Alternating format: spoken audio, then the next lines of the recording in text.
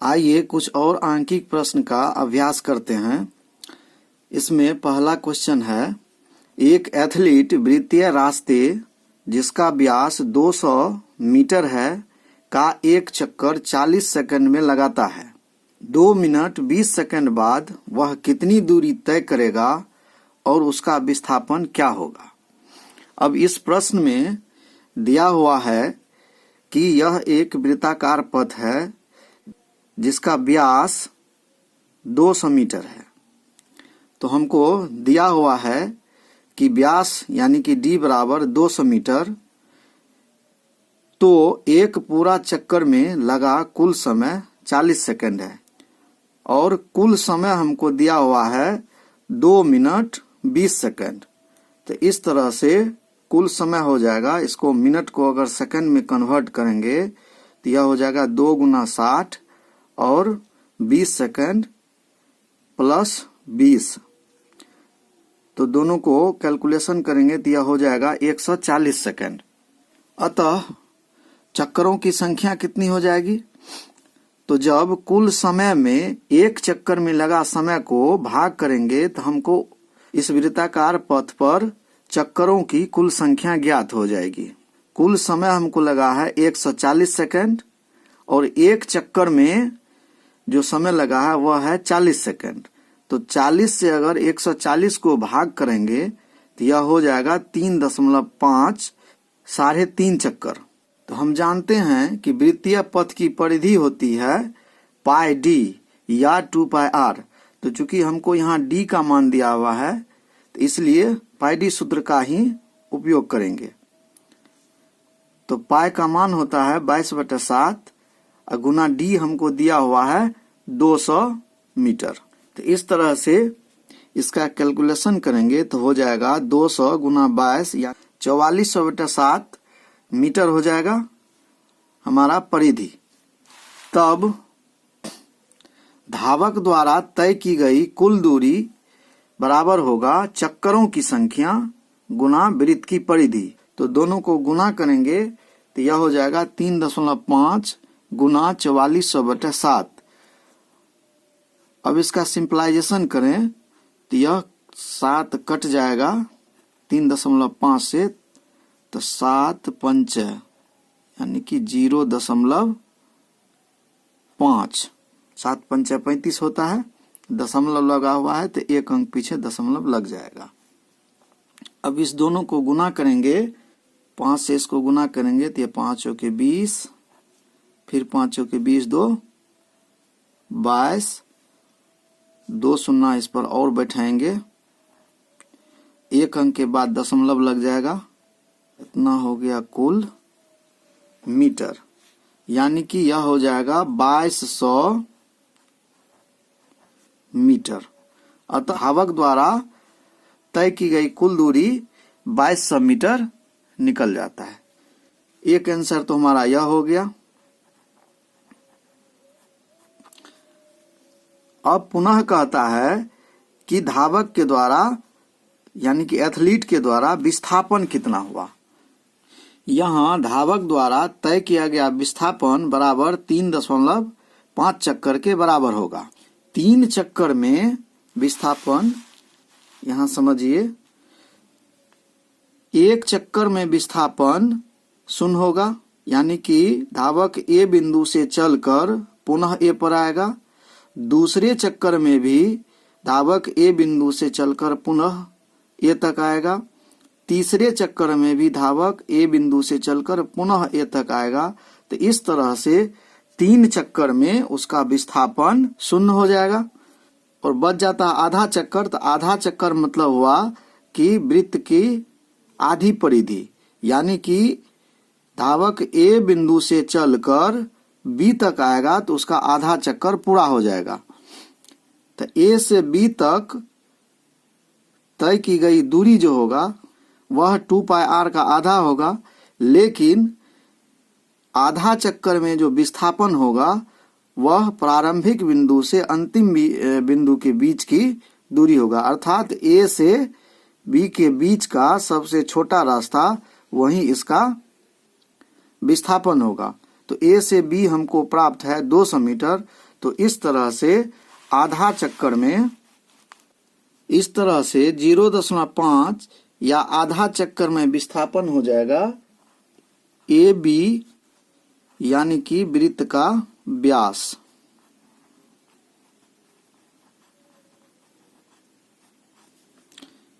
तो AB वृत्त का व्यास हमको दिया हुआ है 200 मीटर।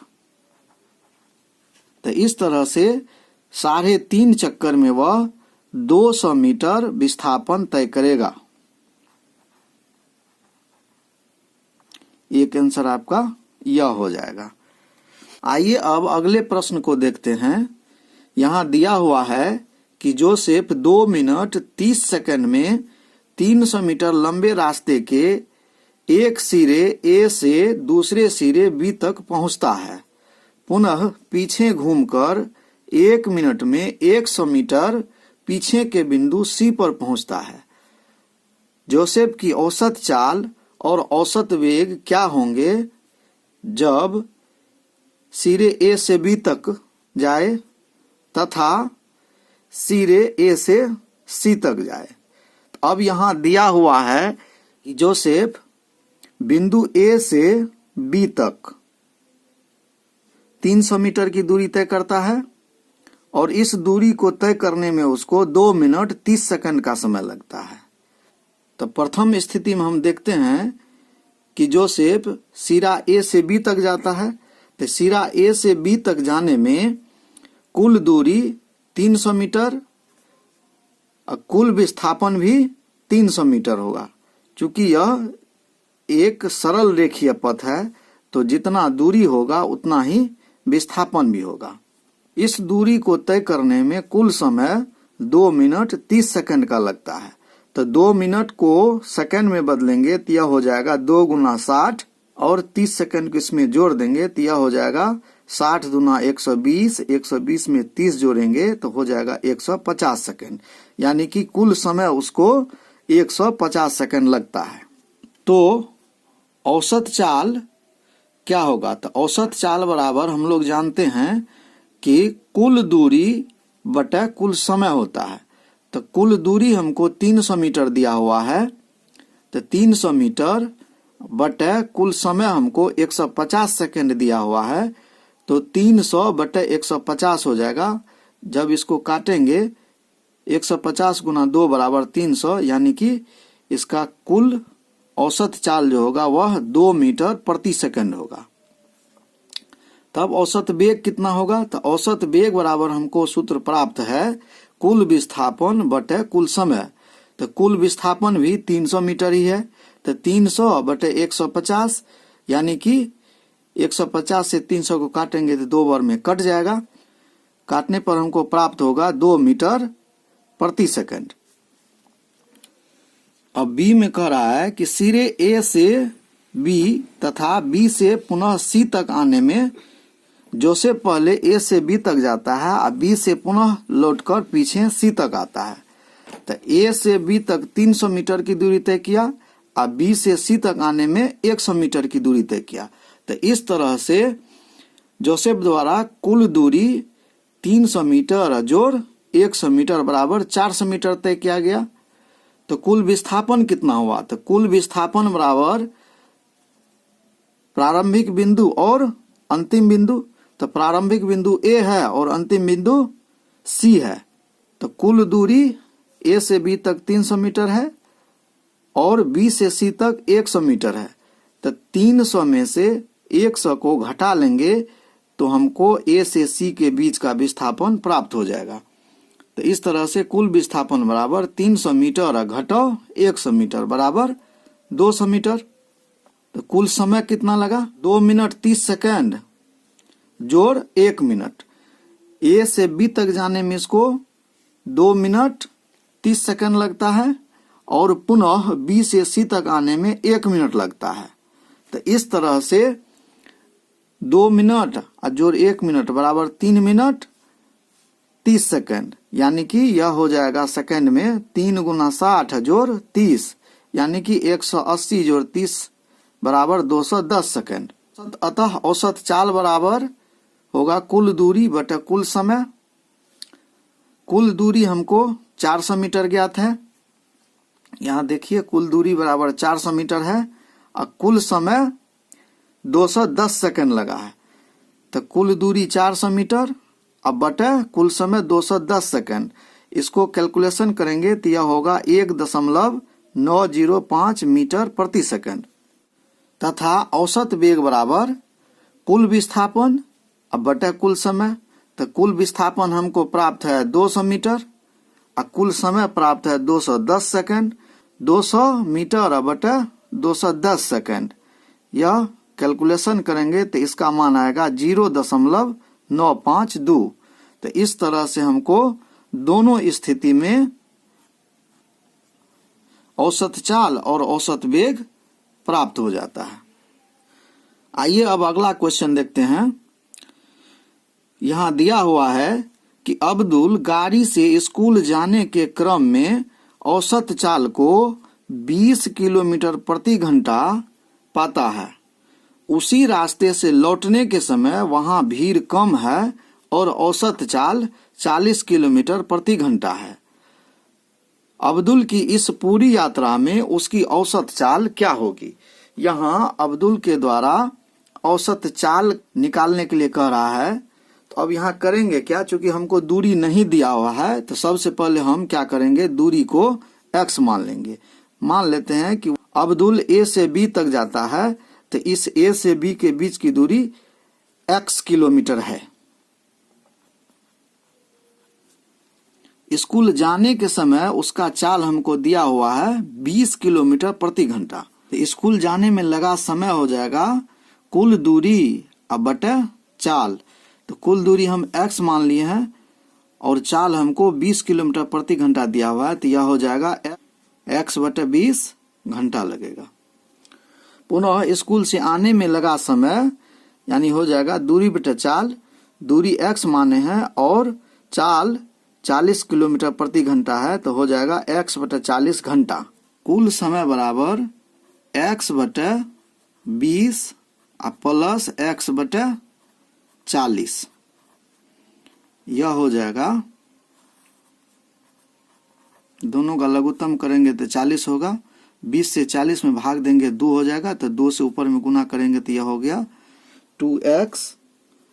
40 से 40 में भाग देंगे तो 1 होगा, 1 को x से गुना करेंगे तो वह x हो जाएगा, यानी कि 2x प्लस x यानी कि 3x बटा 40।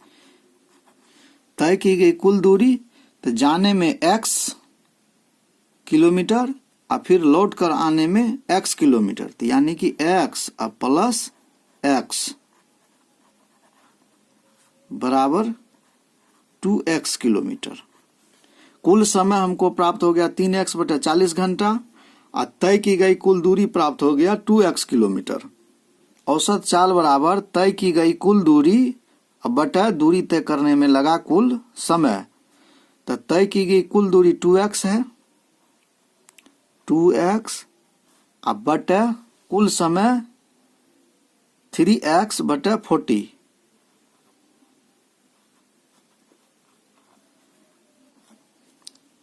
इसको उल्टा करेंगे तो हो जाएगा 2x गुना 40 बटे 3x। x कट जाएगा तो 40 दूना 80 बटे 3, और इसको अगर कैलकुलेशन करेंगे तो यह हो जाएगा 26.55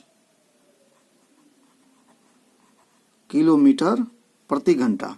अतः अब्दुल की औसत चाल 26.55 किलोमीटर हो जाएगा। यही इसका आंसर होगा। आइए अब अगला क्वेश्चन देखते हैं। यहाँ दिया हुआ है कि किसी गाड़ी का चालक 54 किलोमीटर प्रति घंटा की गति से चल रही कार में ब्रेक लगाता है तथा कार विपरीत दिशा में एक समान दर से त्वरित होती है। कार 5 सेकंड में रुक जाती है। दूसरा चालक 36 किलोमीटर प्रति घंटा की गति से चलती हुई दूसरी कार पर धीमे धीमे ब्रेक लगाता है तथा 10 सेकंड में रुक जाता है। एक ही ग्राफ पर पर दोनों कारों के लिए चाल समय ग्राफ आलेखित करें। ब्रेक लगाने के पश्चात दोनों में से कौन सी कार अधिक दूरी तक जाएगी। तो इस प्रश्न में हमको दिया हुआ है कि पहली स्थिति में कार की चाल 54 किलोमीटर प्रति घंटा। तो इसको 54 किलोमीटर प्रति घंटा को मीटर प्रति सेकंड में बदलेंगे तो 5/18 से गुना करना होगा। तो 54 गुना 5/18 अर्थात 18 कटेगा तो 18 तिया 54 यानी कि 5 तिया 15 मीटर प्रति सेकंड हो जाएगा और समयांतर t यानी कि 5 सेकंड होगा। दूसरी स्थिति में कार की चाल 36 किलोमीटर प्रति घंटा है। तो 36 किलोमीटर प्रति घंटा को मीटर प्रति सेकंड में बदलने के लिए 5/18 से गुना करेंगे। तो 18 को 36 से भाग देंगे तो 18 दूना 36 यानी कि फिर 2 को 5 से गुना करेंगे तो हो जाएगा 10 मीटर प्रति सेकंड। तो इस तरह से समयांतर हमको दिया हुआ है 10 सेकंड। आइए अब इसको ग्राफ पर निरूपित करते हैं। यहाँ चाल समय आलेख के लिए एक हमने ग्राफ तैयार किया है। इस ग्राफ में एक्स एक्सिस पर समय को लिया गया है तथा वाई एक्सिस पर चाल को लिया गया है। तो चूंकि यहाँ हमको पहली स्थिति में 5 सेकंड में 15 मीटर प्रति सेकंड का वेग दिया हुआ है, तो यहाँ 0 सेकंड में 15 मीटर का वेग, इसी तरह से घटते घटते यह 5 सेकंड में 0 वेग हो जाएगा यानी कि कार रुक जाती है। दूसरी स्थिति में 0 सेकंड में 10 मीटर प्रति सेकंड और 10 सेकंड में 0 मीटर प्रति सेकंड। तो इसका ग्राफ इस तरह से हो जाएगा। 15 से पहली स्थिति में 15 से घट करके यह 0 होगा 5 सेकंड में। दूसरी स्थिति में 10 मीटर प्रति सेकंड से घट करके 10 सेकंड में 0 मीटर प्रति सेकंड हो जाएगा। एक ही ग्राफ पेपर पर 2 आलेख प्राप्त हुआ। पहली स्थिति में तय की गई दूरी तो यानी कि यह जो है AOB का क्षेत्रफल होगा। दूसरी स्थिति में तय की गई दूरी COD का क्षेत्रफल होगा। तो चलिए इसको निकालते हैं। पहली स्थिति में कुल दूरी हो जाएगा त्रिभुज AOB का क्षेत्रफल। तो AOB का क्षेत्रफल हम जानते हैं कि त्रिभुज का क्षेत्रफल होता है 1/2 गुना AO गुना OB। यहाँ AO हमको 15 प्राप्त है और OB हमको 5 प्राप्त है। तो इस तरह से यहाँ लिख देंगे AO बराबर 15 गुना OB बराबर 5। तो 15 को 5 से गुना करेंगे तो यह हो जाएगा 15×5 = 75/2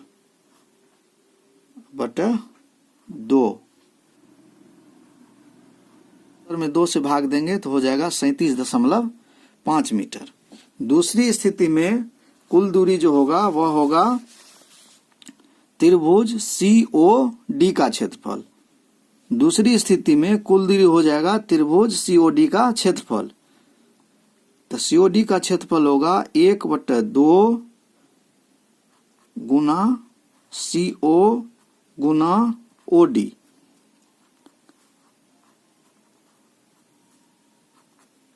CO का मान हमको प्राप्त है 10 गुना OD हमको दिया हुआ है 10। इतना मीटर हो जाएगा। 2 से काटेंगे 10 को तो ये 5 बार में कट जाएगा। 10 को 5 से गुना करेंगे तो यह हो जाएगा 50। तो यहाँ आप देख रहे हैं कि पहली स्थिति में कुल दूरी 37.5 मीटर तय किया गया।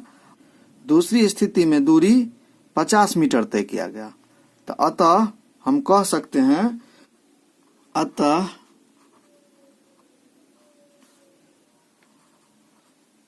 दूसरा कार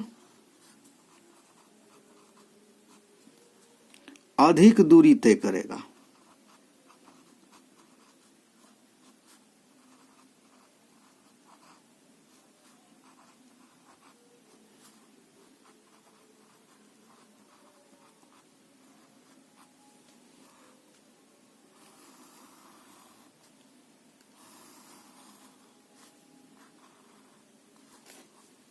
यही इसका होगा आंसर। आइए अब अगला प्रश्न को देखते हैं। यहाँ दिया हुआ है 20 मीटर की ऊंचाई से एक गेंद को गिराया जाता है। यदि उसका वेग 10 मीटर प्रति सेकंड स्क्वायर के एक समान त्वरण की दर से बढ़ता है तो यह किस वेग से धरातल से टकराएगी? कितने समय पश्चात वह धरातल से टकराएगी? अब यहाँ दो चीज हमको निकालना है। पहला तो उसका अंतिम वेग और दूसरा समय। तो यहाँ दिया हुआ है कि कोई वस्तु ऊंचाई से धरती पर टकराती है, तो अर्थात उसका प्रारंभिक वेग u 0 मीटर प्रति सेकंड होगा। कुल ऊंचाई हमको दिया हुआ है 20 मीटर, कुल दूरी हो जाएगा 20 मीटर। अब एक समान त्वरण a बराबर 10 मीटर प्रति सेकंड स्क्वायर दिया हुआ है, अर्थात a बराबर 10 मीटर प्रति सेकंड है। तब कहता है कि अंतिम वेग क्या होगा, यानी कि v बराबर व्हाट तथा उसमें लगा समय कितना होगा, तो t बराबर व्हाट।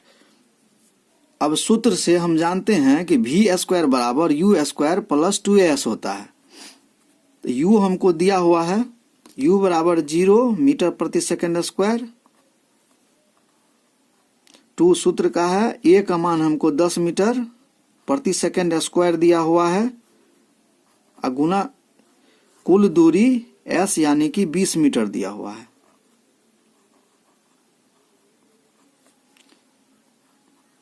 तब 0 का स्क्वायर 0 हो जाएगा, 10 दूना 20 और 20 को 20 से गुना करेंगे तो यह हो जाएगा 400।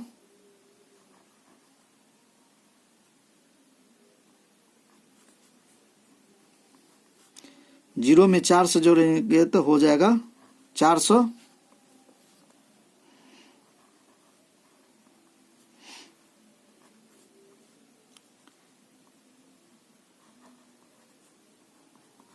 v स्क्वायर हो गया 400 मीटर,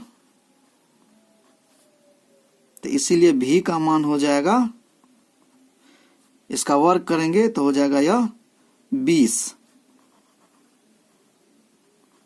अर्थात अंतिम वेग जो होगा वह होगा 20 मीटर प्रति सेकंड। एक आंसर यह हमारा निकल गया। अब पुनः कहता है कि कितने समय बाद, तो यानी कि t हमको निकालना है। पुनः सूत्र से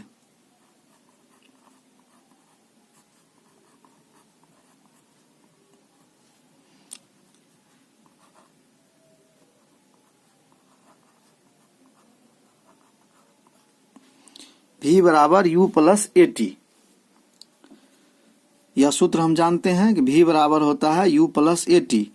तब v का मान हमको प्राप्त है 20, u का मान हमको 0 दिया हुआ है, a का मान हमको 10 प्राप्त है और t हमको निकालना है। तो इसका कैलकुलेशन कीजिए।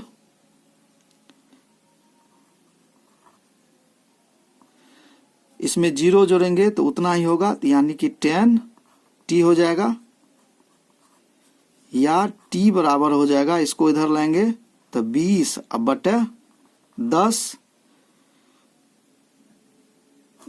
कटेगा तो यह 2 हो जाएगा। इसीलिए t बराबर 2 सेकंड। दूसरा आंसर हमारा यह हो जाएगा। आइए अब अगला प्रश्न देखते हैं कि एक कृत्रिम उपग्रह 42,250 किलोमीटर त्रिज्या की वृत्ताकार कक्षा में घूम रहा है। यदि वह 24 घंटे में पृथ्वी की परिक्रमा करता है तो उसकी चाल का परिकलन कीजिए। यह एक वृत्ताकार कक्षा है और इसकी त्रिज्या हमको दिया हुआ है 42,250 किलोमीटर। त्रिज्या को यहाँ r मान लेते हैं। तो दिया हुआ है कि वृत्ताकार पथ की त्रिज्या r बराबर 42,250 किलोमीटर। एक चक्कर में लगा समय t बराबर 24 घंटा। यहाँ 24 घंटा हमको दिया हुआ है कि एक पूरा चक्कर 24 घंटा में लगा लेता है। तब तय की गई दूरी क्या होगा? तो तय की गई दूरी वृत्त की परिधि हो जाएगी, यानी कि एक पूरा चक्कर जो है यह परिधि के बराबर होगा। और हम जानते हैं कि वृत्त की परिधि बराबर 2πr होता है। तो अतः उपग्रह की चाल क्या होगी? तो उपग्रह की चाल बराबर तय की गई दूरी अब बटा लगा समय। हम जानते हैं कि वृत्त की परिधि बराबर 2πr है, तो वृत्त की परिधि 2πr और समायांतर t है, तो t।